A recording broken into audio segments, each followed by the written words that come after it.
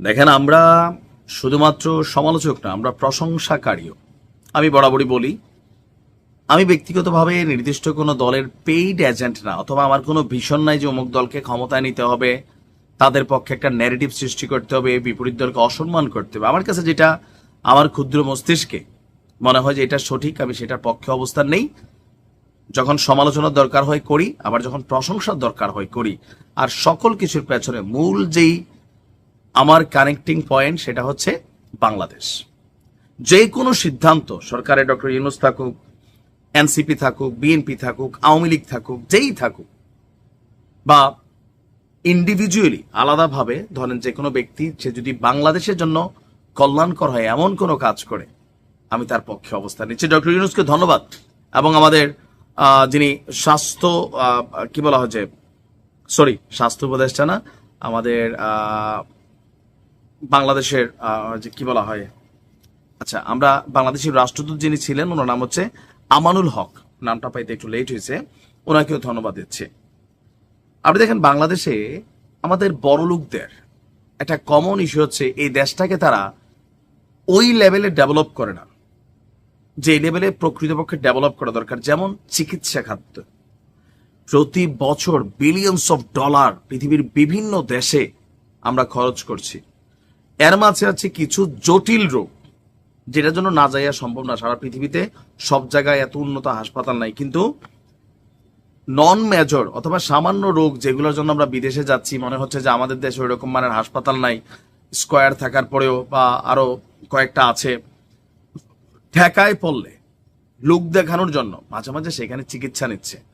তো এই যে বাংলাদেশে একটা অত্যাধুনিক হাসপাতাল নাই, সেই হাসপাতাল নির্মাণ করবে আবার তুরস্ক। ডক্টর ইউনূসের সরকার এই মুহূর্তে এই কাজটাতে যথেষ্ট পজিটিভ ইফোর্ট রেখেছেন। বাংলাদেশে একটি অত্যাধুনিক প্রযুক্তির হাসপাতাল নির্মাণ করার ইচ্ছা প্রকাশ করেছে তুরস্ক। দেশটির স্বাস্থ্যমন্ত্রী অধ্যাপক ডক্টর ক্যামাল মেসিস ওলুর সঙ্গে তুরস্কে নিযুক্ত বাংলাদেশের রাষ্ট্রদূত আমানুল হকের একটা বৈঠকে এই আলোচনা হয়েছে। গতকালকে আঙ্কারায়, তুরস্কের রাজধানী আঙ্কারায় বাংলাদেশ দূতাবাস থেকে এই বিজ্ঞপ্তি দেওয়া হয়েছে। বলা হয়েছে বিষয়টা শেখ হাসিনার আমল থেকেই আলোচনায় ছিল যে বাংলাদেশে তুরস্কের হাসপাতাল নির্মাণের একটা করার প্রকল্প, কিন্তু বাংলাদেশ সরকার পর্যাপ্ত জায়গা বরাদ্দ না দেওয়ায় হাসপাতালটি আলোর মুখ দেখেনি। এই জায়গাটাতেই রাজনৈতিক দলগুলোর সাথে আমার সমস্যা হয়। আরে ভাই, তুরস্ক একটা হাসপাতাল করবে, এই দেশে জায়গার অভাব আছে, কেন সরকার পর্যাপ্ত জায়গা দিল না? ধান্দা করছে আওয়ামী লীগ সরকারের সময়, মন্ত্রীরা বাটপারি করছে। যে ভূমি মন্ত্রী কয়েকশো বিলিয়ন ডলারের মালিক হয়ে গেছে।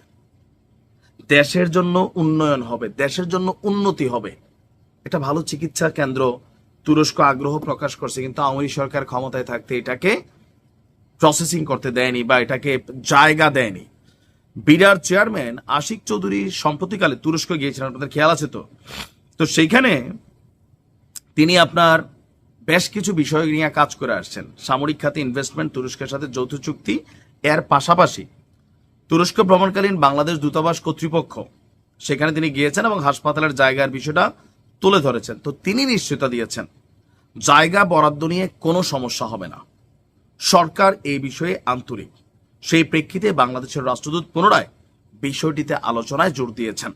তো তিনি তুরস্কের স্বাস্থ্যমন্ত্রীর সাথে আলোচনা করেছেন এবং বলছেন শীঘ্র একটি কমিটি গঠন করে পররাষ্ট্র মন্ত্রণালয়ের সাথে বিস্তারিত আলোচনা করে সিদ্ধান্ত নেওয়া হবে। তুরস্কের হাসপাতালের নির্মাণ হলে যেন বাংলাদেশিদের তত্ত্বাবধানে পরিপূর্ণভাবে পরিচালিত হতে পারে, সেজন্য প্রশিক্ষিত করে তোলা হবে। আর এটি নির্মাণ হলে বাংলাদেশের স্বাস্থ্য খাতে বড় পরিবর্তন হবে এবং জটিল রোগীদের আপনার বিদেশমুখী হতে হবে না বলে তিনি আশাবাদ ব্যক্ত করেছেন। আমরাও চাই এটা ভালো মানের হাসপাতাল, আর এই জন্য সংস্কারের মধ্যে একটা সংস্কার করা জরুরি। ওভার জটিল কোনো রোগ না হলে এদেশের কোনো মন্ত্রী, এমপি, আমলা এরা যেন বিদেশ গিয়ে চিকিৎসা না নেয়। এমপি স্বাস্থ্য পরীক্ষা করবে সিঙ্গাপুর, টাকাকার পাবলিকের, ভাবা যায় দেশের চিকিৎসা ব্যবস্থার হোগামারা কারা করছে? আমাদের এই রাজনীতিবিদরাই করছে। প্রাইভেট অনেক উন্নত হয়েছে, কিন্তু সরকারি হাসপাতালগুলা গেলে তো দেখেনি কি অবস্থা, আমি আর বলার কিছু নাই। ডক্টর ইউনূসকে ধন্যবাদ, আশিক ভাইকে ধন্যবাদ, ভালো থাকো। Bangladesh to declare Cox's Bazar to Bandarban area as a military operations zone. মানে বাংলাদেশ ডিক্লেয়ার করেছে যে কক্সবাজার থেকে বান্দরবন পর্যন্ত এরিয়াটাতে একটা মিলিটারি জোন করা হচ্ছে। এমন খবর যখন ভারতের গণমাধ্যমে আসে, স্বাভাবিকভাবে ভারতের আমজনতা একটা টেনশনে পড়ে যে বাংলাদেশ আসলে কি করছে। এমনকি বিশাল এক ফিচার বাংলাদেশ সেনাবাহিনীকে নিয়ে জড়িয়ে ভারতের গণমাধ্যম নর্থ ইস্ট নিউজ তারা যে নিউজটা করছে সেখানে বলা হয়েছে যে আপনার প্রতিবেদনটিতে বাংলাদেশ সেনাবাহিনী সন্ত্রাসী বা বিচ্ছিন্নতাবাদী গোষ্ঠীকে সমর্থন দিচ্ছে। এই ধরনের ইঙ্গিত দেওয়া হয়েছে যে একেবারে ভিত্তিহীন, অসত্য এবং এক ধরনের বিদ্বেষপূর্ণ অপপ্রচার। 5ই আগস্ট সরকার পতনের পর বাংলাদেশ সেনাবাহিনীকে নিয়ে ভারতের গণমাধ্যমগুলো বা আমাদের বাংলাদেশের মানুষও বিভিন্ন জায়গায় বিভিন্ন ধরনের ষড়যন্ত্রমূলক বক্তব্য দিচ্ছেন। সেনাবাহিনীকে প্রতিনিয়ত হ্যাও করে প্রতিপন্ন করে মানে নানান ধরনের অপপ্রচার, গুজব। আর যেই সব মানুষ সেনাবাহিনীর জুতার বুটের দিকে তাকানোর সাহস করতো না, এরা আজকে বিভিন্ন জায়গায় বিভিন্ন ধরনের কথা বলে। সময় হয়তো এগুলা রেজাল্ট আবার রিটার্নও পাবে। যাই হোক, দেশের ভেতরে যখন সেনাবাহিনীকে নিয়ে এত কথা বলা হয় তো ভারতের গণমাধ্যম তো ছাপাবেই। বাট ভারতের গণমাধ্যমে দাদা আপনি যা দেখছেন বাংলাদেশের মিলিটারিকে নিয়ে আসলে কতটুকু সত্য? গেল কয়েকদিন আগে বাংলাদেশ নিয়ে যেই নিউজটা করা হয়েছে ভারতীয় গণমাধ্যম নর্থ ইস্ট নিউজ, এটা সম্পর্কে আজকে আমাদের সেনাবাহিনীটার ব্যাখ্যা দিয়েছে।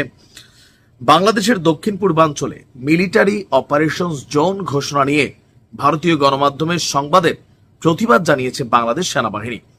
গতকালকে সেনাবাহিনীর ভেরিফাইড ফেসবুক পেজে একটি পোস্টের মাধ্যমে এই প্রতিক্রিয়া জানানো হয়।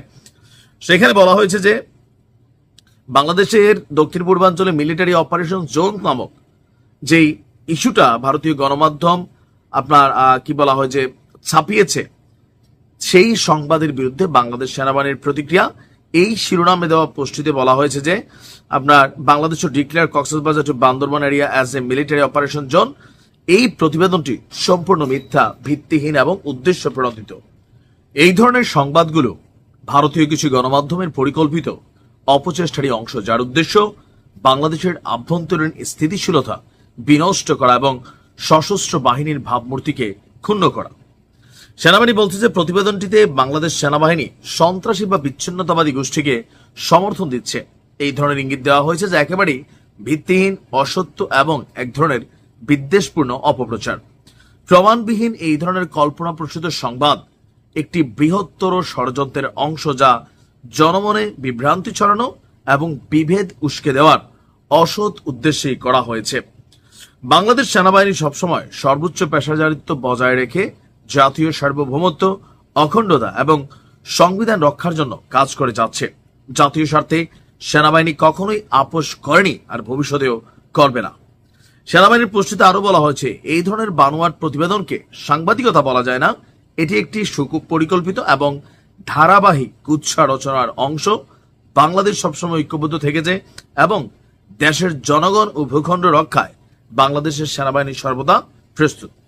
এই ধরনের নিউজগুলো বাংলাদেশের পার্বত্য অঞ্চলে যেই বিভিন্ন গোষ্ঠী আছে বা বিভিন্ন আছে তাদের সাথে বাংলাদেশ সেনাবাহিনীকে একটা পাল্টাপাল্টি অবস্থানে নেওয়া অথবা আরো বৃহত্তর ষড়যন্ত্রের পরিকল্পনা হতে পারে।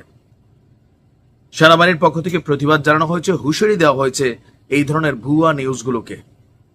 বাট আমার মনে হয় শুধু সেনাবাহিনীর তরফ থেকে এটা নিয়ে কথা বললে হবে না, পররাষ্ট্র মন্ত্রণালয় থেকেও ভারতকে এই বিষয়গুলোতে একটু নোট দেওয়া দরকার। যদিও ভারত এগুলাতে পাত্তা দিবে না, কারণ ওই যে ময়ূক রঞ্জন আছে দেখেন, থাকবে না বাংলাদেশ, থাকবে না, এই ক্যারেক্টার রেখে এখনো থামানো গেছে যায় নাই। তবে সেনাবাহিনী নিয়ে আমি মনে করি বাংলাদেশের মানুষের অপপ্রচার, গুজব বা সন্দেহজনক ষড়যন্ত্রমূলক অ্যাক্টিভিটিস গুলো অনেকাংশে আমরা দেখছি, বুঝতে পারছি, বন্ধ করা উচিত, করানো উচিত। ভালো থাকো।